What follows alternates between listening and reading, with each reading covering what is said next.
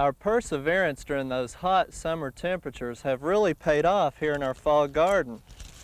We're harvesting our greens that have come up beautifully, and we're also starting to get a little bit of flowering on our broccoli. Our cabbage is starting to head, and our Brussels sprouts are starting to grow pretty tall for us. So those transplants have made it and are doing real well here in our fall garden. Also, a few weeks ago, if you'll recall, we planted some spinach. We actually got a better stand in our spinach that we had pre-germinated and cooled our seed, but now we've gotten a little bit of disease problems, so it's looking pretty bad. But it's time now to side dress with our nitrogen.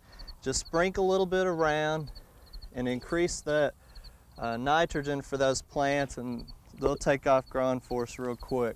We're going to plant some other spinach seed today, and we're going to use a little method again that was developed by Cornell using cornstarch, where they've just dissolved 1 tablespoon of cornstarch in with boiling water, let it cool, and then mix in your pre-germinated seed. And this is just like a seeding mix that we'll use to help provide nutrients during the germination and help keep those temperatures a little bit more uniform. We've prepared our bed here. We didn't put any pre-fertilizer in, and you just pour that mix right down with your seed right in the planting row. You mix about 1/8 of an ounce of seed in and just cover it up, and we'll see how this little experiment works as well.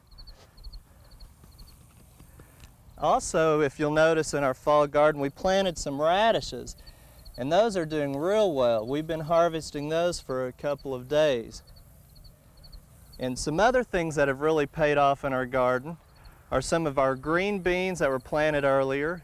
They're producing now. Our southern peas are really producing heavily, and our lima beans are just starting to take off. So we wanted to bring you up to date and show you that our fall garden again is really paying off, and we're harvesting a lot of those vegetables right now. We hope you've enjoyed this classic from the Oklahoma Gardening Vault. Remember, even though these tips and techniques are timeless, there's always something new to learn in the world of gardening. By subscribing to both Oklahoma Gardening and OK Gardening Classics, you'll have access to a wealth of gardening knowledge, both classic and contemporary.